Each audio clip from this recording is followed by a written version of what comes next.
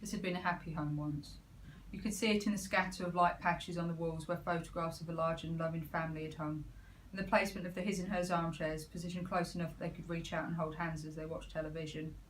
They'd done that for over 40 years, a whole lifetime together passed in relative contentment.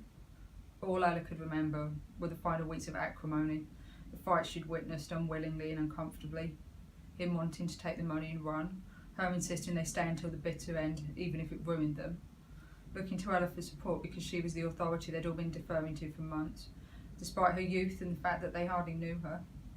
There she'd sat at the small melamine table underneath the broad condensated window which overlooked the Thames, a not so neutral observer as they tore chunks out of each other.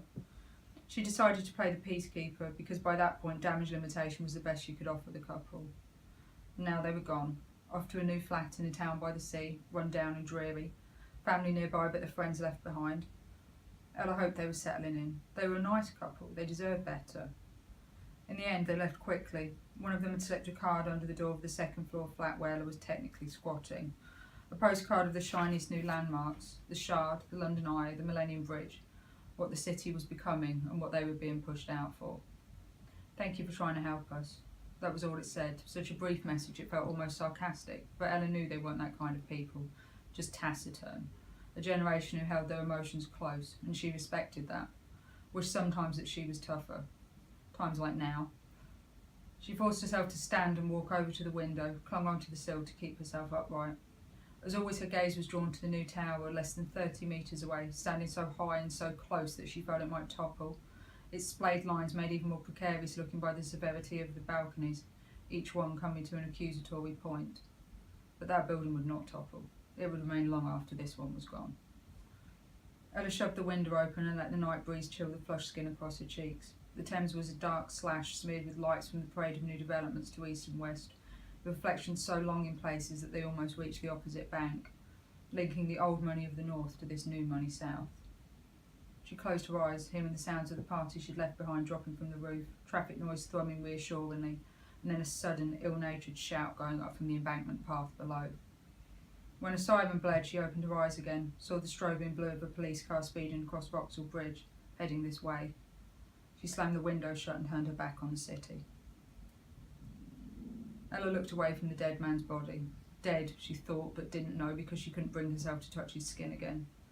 She could feel the places where he'd touched her, knew that there would be bruises tomorrow, perfect impressions of his fingerprints. Overhead the music was getting louder and soon someone would realise she was gone and come looking for her.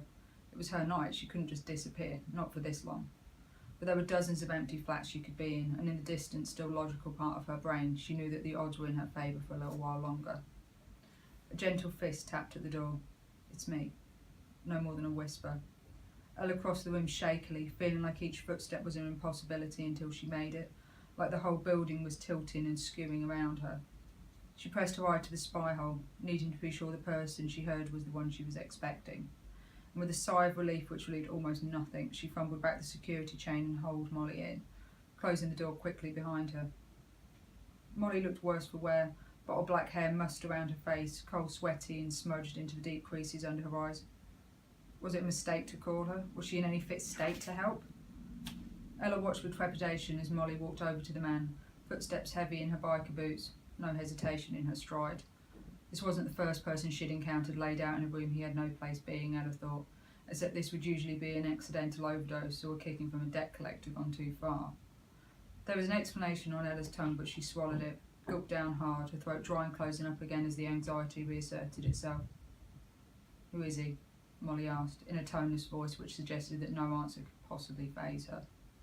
I don't know, she said, the last word barely audible as she felt the fear curl a fist around her windpipe. She stumbled across the room, catching hold of the arm of a chair in time to stop herself falling.